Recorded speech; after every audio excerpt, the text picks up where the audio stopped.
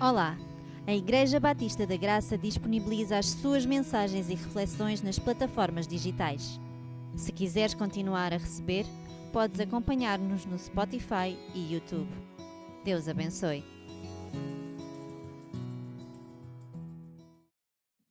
O que faz uma família ser forte? Se as nossas famílias, por acaso, estiverem a desmoronar, onde podemos encontrar esperança? Que escolhas fazemos na nossa vida quando o futuro é incerto?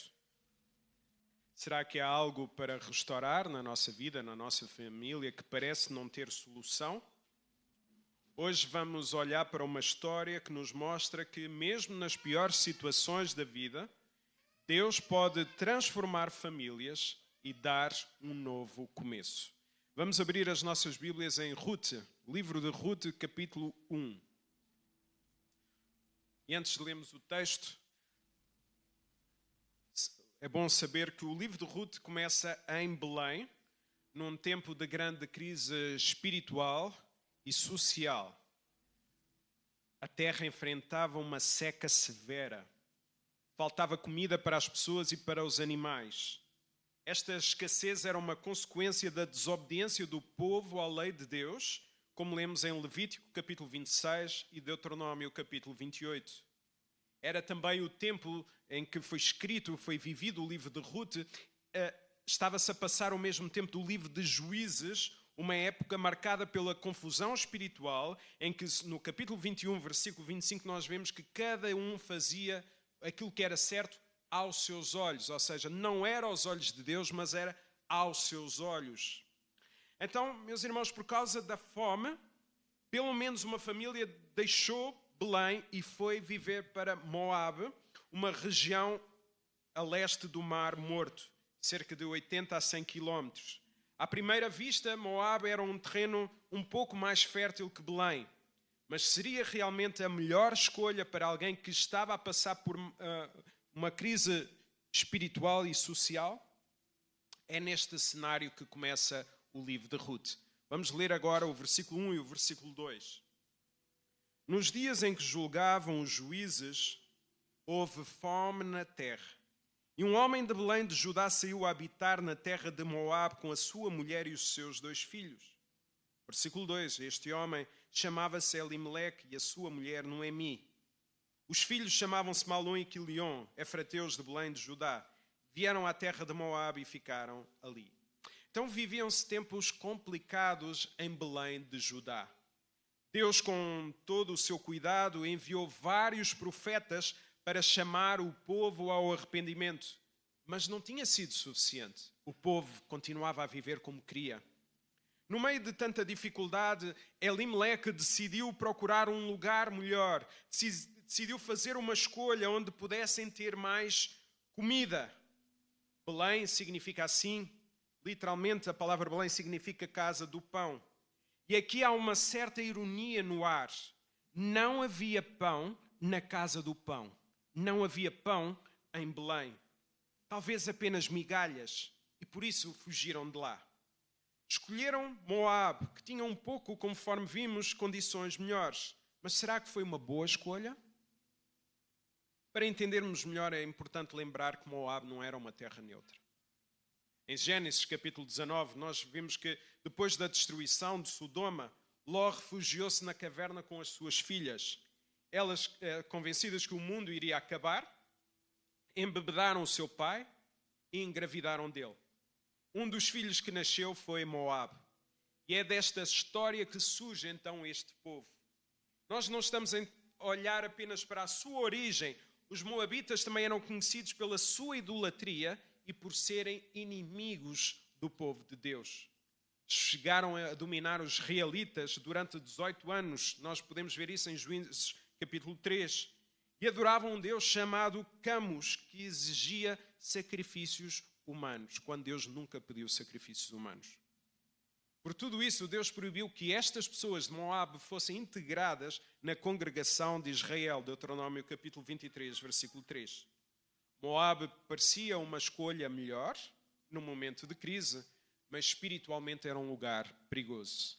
A verdade é que esta família tinha 2 opções. ou aguardavam pela provisão do Senhor, na terra pela qual tinham esperado durante 400 anos no Egito e mais 40 anos no deserto. Então, ou ficavam a aguardar naquele sítio especial que Deus tinha para aquele povo, ou iriam viver para uma terra carregada de idolatria. E fizeram uma escolha clara. Vamos para onde Deus não quer, porque lá nós teremos condições melhores. Deus não quer nada com o Moab, mas nós vamos para Moab, porque vamos ter uma melhor qualidade de vida. Este é um problema sério das nossas famílias. Tomamos decisões, fazemos escolhas com base naquilo que nós julgamos ser o melhor, sem consultar a Deus sobre aquilo que Ele deseja para as nossas vidas. Quando assim é, o mais importante é satisfazer os nossos próprios interesses. Ao tomarmos decisões, ao fazermos escolhas sem incluir a Deus, nós estamos a afirmar, ainda que inconscientemente, que confiamos mais em nós do que nele. Em última análise, é como se nós disséssemos: eu é que sei. Eu sou o Deus da minha vida. Qual tem sido o rei da nossa vida? Quem tem sido o rei da tua vida? As escolhas da nossa família mostram que temos um rei acima de qualquer um de nós, ou mostram que nós é que somos o rei?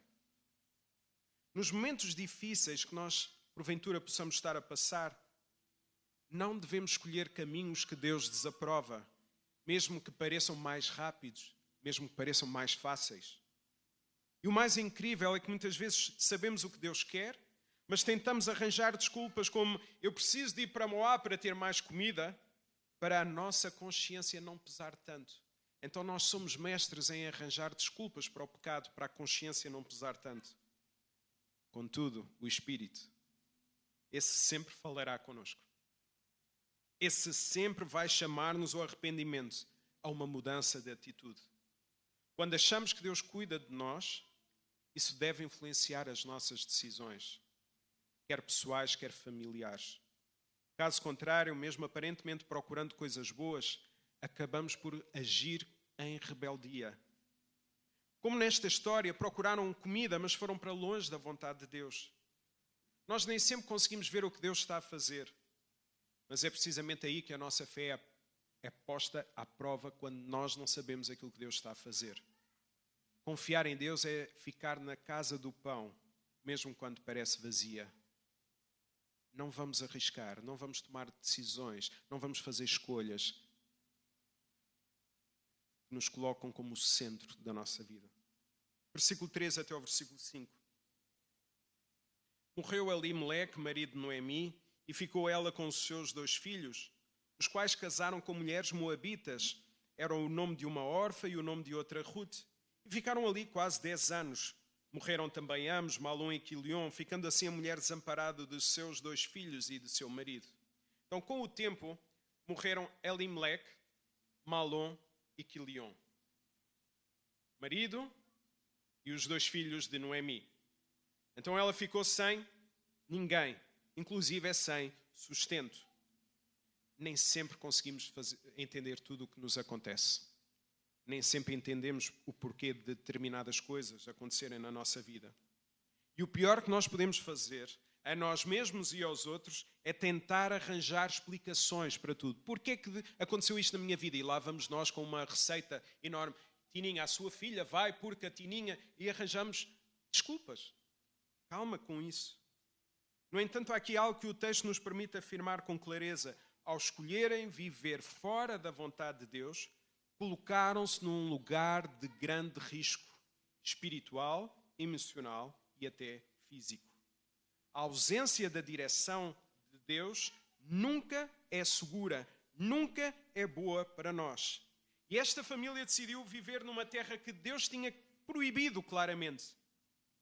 Foram para um lugar também onde não havia povo de Deus, onde não havia culto verdadeiro, onde não havia adoração ao Senhor. Preferiram a abundância fora da vontade de Deus do que viverem na dependência de Deus, no lugar onde Deus queria para as suas vidas. Sabem, ao analisar a minha vida, eu vejo que muitas vezes eu quero abundância para não ter de depender de Deus. Muitas vezes eu peço ao Senhor que me dê capacidades financeiras para não ter de depender de Deus. Mas é precisamente nesses momentos que nós mostramos onde é que nós estamos alicerçados. Se em Deus, se em nós mesmos. Quantas vezes tomamos decisões da mesma forma como esta família? Por exemplo, antes de mudarmos de cidade ou de país, ou antes de aceitarmos uma nova proposta de vida, às vezes fazemos perguntas como: ok, convidaram-me para ir para tal terra. Tem boas escolas para os meus filhos? Tem bons hospitais? É uma zona segura? Há boas casas lá a preços acessíveis? E depois, às vezes até aceitamos essa proposta de mudança de lugar de vida e depois é que fazemos perguntas: há lá uma igreja? Há irmãos com quem eu possa caminhar na fé? Muitas vezes eu recebo mensagens de pessoas, de pastores, a dizer: houve pessoas que foram para determinada terra. Há lá alguma igreja? Antes de fazermos as decisões, convém nós também fazermos estas perguntas. Há algo profundamente errado quando estas perguntas: há lá alguma igreja? São as últimas que nós fazemos. Ou às vezes nem sequer é feita. As nossas decisões revelam assim o estado do nosso coração, porque mostram verdadeiramente o que nós valorizamos. E nesta história vemos que Elimeleque, ao levar a sua família para Moabe, expôs também os seus filhos ao pecado. Tanto é que acabaram por casar com mulheres moabitas, contrariando diretamente a vontade de Deus. Em Deuteronômio, capítulo 7, versículo 3 e 4, Deus foi claro ao proibir que o seu povo se casasse com quem não o temesse, para que não fossem arrastados pela idolatria e nem se afastassem da fé. Este é um ponto essencial que nós precisamos de passar para as novas gerações. Precisamos de ensinar aos mais novos sobre a importância de namorar e casar com alguém que ame e que tema ao Senhor Deus. Casar com uma pessoa descrente é clara desobediência a Deus. E as consequências não são apenas teóricas, elas são práticas, sérias e profundas. Querem ver alguns exemplos? Educar filhos, como é que será? Torna-se muito mais difícil porque os valores são diferentes. A fé, se não for cuidada mais, tende a enfraquecer por falta de apoio espiritual nos momentos mais difíceis. Se a minha esposa não tivesse a fé que ela tem, a minha vida ia por água abaixo, porque Deus usa muitas vezes a minha esposa para me levantar. O serviço na igreja torna-se mais limitado. E mais grave ainda, uma eternidade pode separar um casal. Só quem nunca viveu num lar temente a Deus pode achar que isto não é importante. Mesmo com todas as lutas que enfrentamos, mesmo sendo filho de pastor, dou graças a Deus por ter crescido numa casa onde Deus era honrado. E os meus pais lutaram por mim e pela minha irmã. Se os meus pais não tivessem sido tementes ao Senhor, provavelmente hoje não estaria aqui a pregar. As famílias precisam compreender o peso espiritual das suas decisões, porque quando ignoramos a vontade de Deus, nós colocamos todos os membros da nossa família em perigo. E foi isso que aconteceu aqui.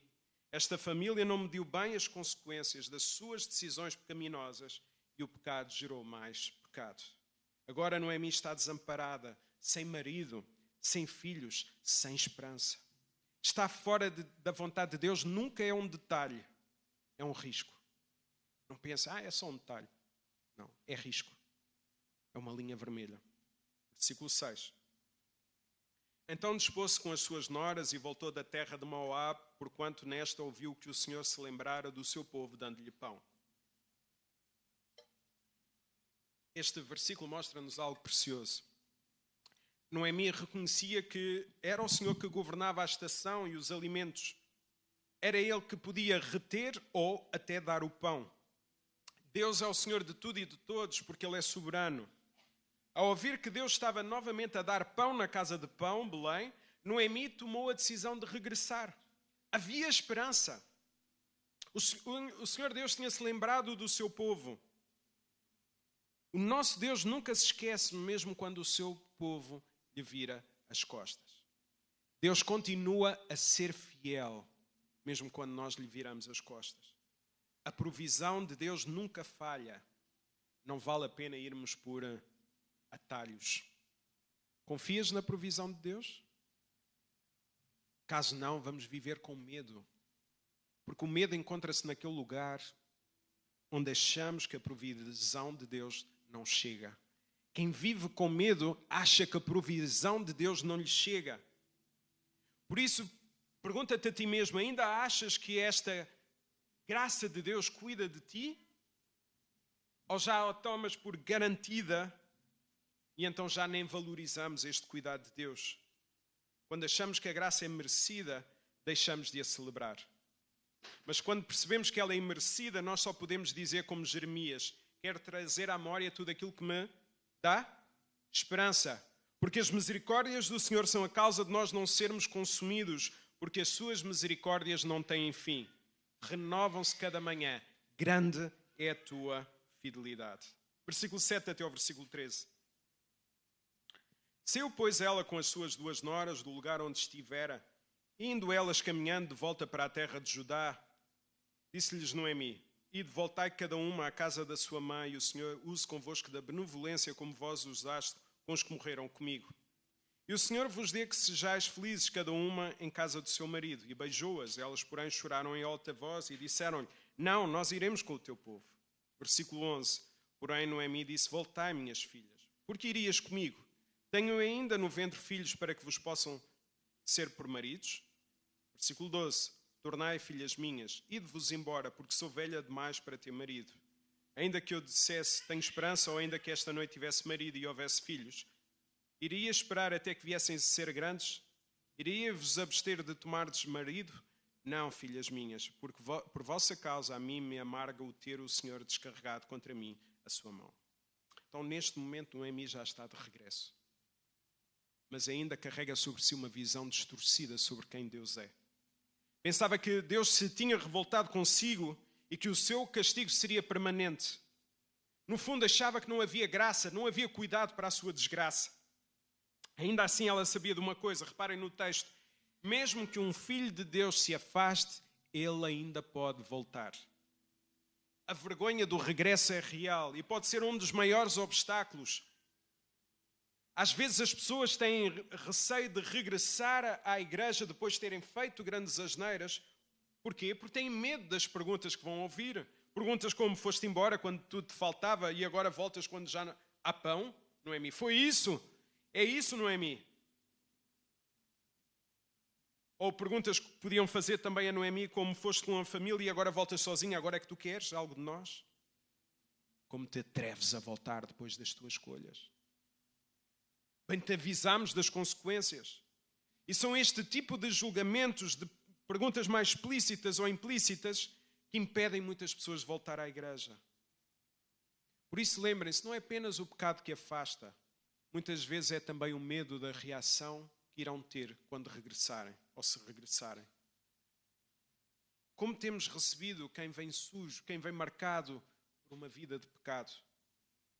Igreja da Graça, nós precisamos viver a realidade 1 de João 1,9. Se confessarmos os nossos pecados, Ele é fiel e justo para nos perdoar e purificar de toda a injustiça. 1 de João 2,1. Se alguém pecar, nós temos um advogado junto do Pai, Jesus Cristo, o justo. Então nós precisamos viver esta realidade do pecado, da confissão e da restauração. Se Noemi voltou, mesmo sem estar totalmente restaurada, é porque havia arrependimento no seu coração. Nem sempre a mudança acontece de forma instantânea. Por vezes ela vem passo a passo, decisão a decisão, como nesta história. Noemi voltou sem se agarrar ao orgulho. Enfrentou as consequências das suas escolhas. Isso é admirável na vida desta mulher. Porque pior do que engolir o orgulho é continuar a viver na miséria espiritual, longe da casa do Pai. Noemi, ao dizer às noras para voltarem ou para não voltarem, estava convencido que o futuro com ela seria só de dor. Achava-se vazia, achava que já não havia nada para lhes oferecer. Naquele contexto, ter marido era sinal de ter sustento, como também ter um nome da família. Mulheres sem nome, mulheres sem marido, não tinham a hipótese de viver minimamente nesta cultura. Também devia ter em mente que os homens de Israel fossem fiéis a Deus, nunca iriam casar com as mulheres moabitas. Não iriam fazer a mesma decisão errada que os seus filhos fizeram. Para Noemi ela não via solução, e muito menos para as suas noras. Não sei se alguma vez já te sentiste assim na tua vida, como se a vida fosse apenas tristezas e o amanhã apenas te mete medo. É completamente perturbador viver sem qualquer esperança. Vemos também aqui um detalhe precioso, reparem. Noemi ainda amava profundamente aquelas noras. O beijo que lhes deu antes de se despedir mostra afeição, dor, cuidado. Ela queria protegê-las. Reconheceu que tinham sido boas para com ela e com os seus filhos. Também podia haver algum tipo de vergonha em Noemi, como que olhar para as suas noras e dissesse: vocês são a evidência da minha escolha pecaminosa. No entanto, ainda não compreendia que a graça de Deus se estende a todo o tipo de pessoas. Provavelmente também as queria poupar aos comentários maldosos que poderiam ouvir. A Noemi voltou e trouxe consigo as pagãs. Foram essas mulheres que desviaram os filhos, por isso, afastem-se. Escolhas erradas, agora, então, podia ser tudo isto. Versículo 14 e 15. Então de novo choraram em voz alta. Orfa, com um beijo, despediu-se da sua sogra, porém Ruth apegou-se. A ideia aqui é fez uma aliança a ela, ou com ela. Versículo 15 disse Noemi: eis que a tua cunhada voltou ao seu povo e aos seus deuses. Também tu volta após a tua cunhada. Bom, a decisão de Orfa mostra que no fundo nunca houve uma verdadeira conversão na vida de Orfa. Ela voltou para o seu povo e para os seus deuses. Voltou para a sua antiga vida. Conforme vimos, as escolhas que fazemos revelam quem é o Senhor da nossa vida. Quando a fé não é mais forte que os laços da cultura, do conforto ou da tradição, nós acabamos por escolher o caminho que é mais fácil, mesmo que isso signifique afastar-nos de Deus. Noemi, por sua vez, voltou a insistir: Ruth, volta para a tua terra. E ao fazer isto, Noemi não estava a ver como Deus já estava a agir na sua vida. Não reconhece também que Deus já podia ter convertido Ruth. Às vezes estamos tão mergulhados na nossa dor, estamos tão mergulhados na nossa desilusão, que deixamos de acreditar que Deus pode fazer, ou que Deus já está a fazer. Porque o que nós vemos é só tristeza. Versículo 16 a 18. Disse, porém, Ruth: não me instes para que te deixe e me obrigue a não te seguir. Porque onde quer que fores, irei eu. E onde quer que pousares, ali pousarei eu. O teu povo é o meu povo e o teu Deus é o meu Deus. Onde quer que morreres, morrerei eu. E serei sepultada. Faça-me o Senhor o que bem lhe aprouver. Se outra coisa que não seja a morte me separar de ti. Vendo depois Noemi que de todo estava resolvida a acompanhá-la, deixou de insistir com ela. Estes versículos são muitas vezes usados em cerimónias de casamento. Mas curiosamente foram palavras ditas de uma nora à sua sogra. E numa fase da vida muito difícil. Num tempo de luto, incerteza e escassez. Ruth escolheu a aliança com a sogra em vez da rivalidade. Isso é cuidar e servirmos dos outros. Escolheu Deus mesmo sem ter garantias, sem segurança, sem promessas visíveis. Isto mostra que a graça de Deus já tinha alcançado a vida de Ruth. Ela tomou a decisão certa, ainda que humana e culturalmente a mais improvável. Afinal, ela era moabita. Estava a dizer que queria ir para o povo de Israel. A graça de Deus alcança quem nós menos esperamos muitas vezes. Isto é um sério aviso. Há graça disponível para aqueles que achamos que não têm hipótese. Há graça disponível. Deus surpreende-nos. Ele salva alguém e quando Ele salva essa pessoa é transformada, mesmo sem saber o que vem a seguir. Ruth trocou a estabilidade do seu país natal pela incerteza de uma sogra viúva rumo a uma terra estrangeira. Não foi uma escolha racional, foi uma escolha de fé. Quantas vezes as nossas escolhas familiares são baseadas em portas abertas? Ou caminhos mais fáceis e não necessariamente na vontade de Deus? Isto é, às vezes nós pensamos: Senhor Deus, Se for da tua vontade, abre as portas. Mas se não for da tua vontade, fecha as portas. A minha pergunta é, o diabo também não abre e não fecha portas? Ah, sim. Senhor, mostra-me a decisão que tem menos riscos para a minha vida. Será uma boa oração? Se Jesus fizesse essa oração, ele não teria ido até à cruz. Jesus o que disse foi, Pai, se possível, passa de mim este cálice, contudo, não seja feita a minha vontade, mas a tua vontade. A decisão da Rita a seguir neste projeto missionário é tudo menos confortável. Ela não vai para as Maldivas ter umas belas férias, ela vai trabalhar e vai servir ao Senhor e vai ter situações de risco e nós precisamos de orar por ela.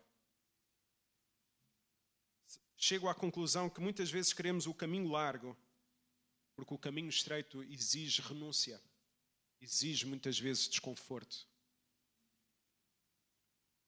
As palavras de Ruth mostram bem como a sua vida foi transformada. O teu povo será o meu povo, o teu Deus será o meu Deus. Ela identifica-se com o Senhor e por isso também identifica-se com o seu povo. Este é um ponto também essencial para as famílias. Quem se liga a Deus também se liga ao seu povo. Não há como dizer eu estou ligado a Deus e depois não quero saber nada da igreja. Não, uma coisa está intimamente ligada à outra. A fé não é apenas individual. A fé na Bíblia está sempre ligada a uma comunidade, a um povo no Antigo Testamento, à igreja no Novo Testamento.